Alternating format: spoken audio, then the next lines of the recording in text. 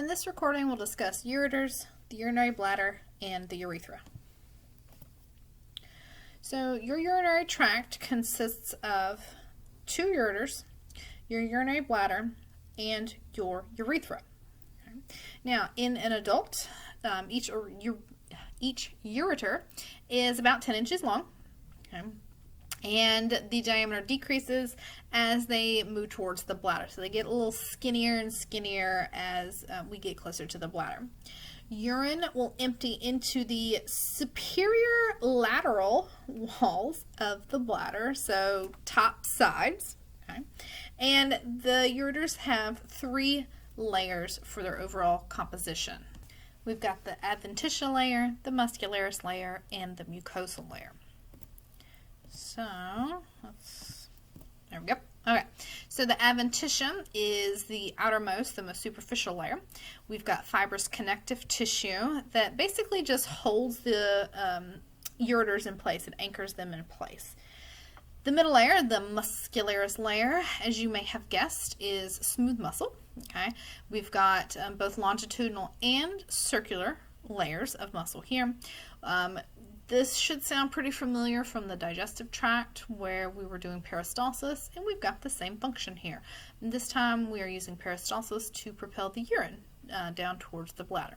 Now the deepest layer, the innermost layer, is the mucosa, the mucosal layer. This is still a mucous membrane. We've got transitional epithelial tissue here. This is one of the few times you'll get to hear about transitional epithelial tissue. The main function here is expanding and contracting as the urine moves through the ureters. This helps prevent, it also helps prevent the epithelial tissue from being damaged because urine can be somewhat acidic. All right, so we've moved on to the bladder, okay, which is hollow. It is also distensible. Okay, so we're able to fill it up and empty it, just similar to your stomach. Okay, your bladder basically lives in your pelvic cavity floor. All right, we're going to hold it in place by your parietal peritoneum. Okay, the bladder will collapse when it's empty, so kind of think about like a deflated balloon, but becomes pear-shaped when it is full. It can hold up to 700 or 800 milliliters of urine for men. Ladies, ours are just a little bit smaller. Okay, we've got a couple of distinctive structures and layers here. First of all, you've got the trigon, which is triangular region on the bladder floor. Basically, you've got openings of the two ureters at the top corners, but then the urethra opens at the bottom, okay? And technically the bottom is called the apex, okay? We have three layers here as well. We've still got the mucosal layer, we've still got the muscular layer, and we've still got the adventitious layer, similar to the ureters, okay? Only some slight differences here. So your adventitious, still the most superficial, still fibrous connective tissue. This is basically part of your parietal peritoneum. Okay, so the serosal layer, we're just kind of holding everything in place. Middle layer, your muscular layer here, specifically we have your detrusor muscle.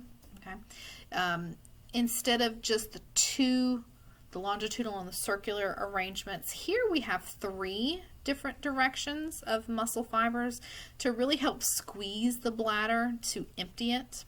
And at the very bottom, we have your internal urethral sphincter, which is how we get urine out of the bladder into the urethra. And then the innermost layer is still the mucosa. It's still made of transitional epithelial tissue, so it's still helping with filling and emptying of the bladder, the stretching, and still helping protect from acidic urine. Okay. Now, we mentioned the internal urethral sphincter just a second ago. This is actually smooth muscle, okay, so it is involuntary.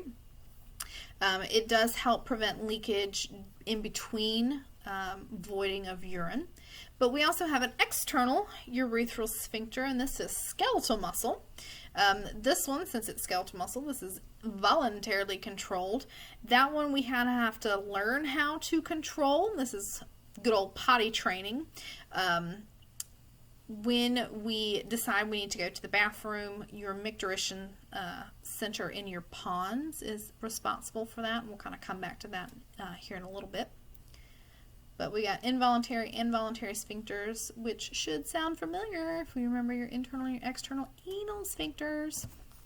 Here's kind of what everything looks like. All right, so pear shape when it's full. You've got your trigon region here, your urethral openings, your ureter openings, your urethral openings. It's hard to say. And here's your urethral opening. And then we've got internal and external urethral sphincters. We can see the transitional epithelial tissue here, this classic almost star pattern, okay, with the lumen in the center. Okay, so, skip one. Here we go. The urethra. We got to get the urine out of the body. This goes from the bladder floor, takes urine out of the body. In males, this is about 8 inches in length. We've got 3 regions: prostatic, membranous, and spongy urethras. Okay, prostatic urethra is named so because it passes through the prostate gland. Your membranous urethra is the middle section, is actually the shortest section. This one passes through the levator ani muscle. Okay, and then your spongy urethra, the last region, the longest region, passes through the corpus spongiosum, which is tissue found in the penis itself. And this is how urine will actually exit the body. Okay, at the external urethral orifice. Ooh. Okay, now in females, it's a good bit different. Ladies, the urethra is only about 4 centimeters long here, okay, which is a good bit different than 8 inches. We still have an external urethral orifice as well. It's located between the vagina and the clitoris, okay, so there are, you've got the urethral orifice, the vagina, and the anus, okay, so we've got 3 orifices for females. This serves as a primary exit for urine only. Okay, in males, the urethral orifice is also how sperm exit the body, so that's kind of a dual purpose there, but in females, the urethral orifice is only for urine. It's very short in length in females, and it's very close to the anal opening as well, so if we clean up after using the potty in an inappropriate manner, so if you wipe back to front instead of front to back, you could easily wipe bacteria into your urethra, which can cause UTIs. Okay, this could also lead to other nasty conditions: urethritis, cystitis, pyelonephritis. So you can inflame your urethra, your bladder, your kidneys, all these infections from wiping inappropriately. So correct way, front to back. Okay. We don't want to bring any of the nasties from the back to the front. That's a no-no. Here's what we're going for. All right, in the males, here's the bladder. You can see the urethra just keeps going and going and going until urine exits. Okay, but in ladies, this is much shorter. Here's your bladder. Here's your urethra. Boom, you're already out of the body.